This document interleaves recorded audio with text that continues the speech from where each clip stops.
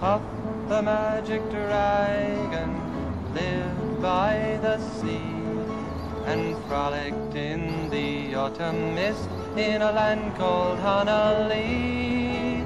Little Jackie Paper loved that rascal Puff and brought him strings and sealing wax and other fancy stuff. Oh, Puff the magic dragon lived by the sea and frolicked in the autumn mist in a land called Honolulu. Puff the magic dragon lived by the sea and frolicked in the autumn mist in a land called Honolulu. Together they would travel on a boat with billowed sail.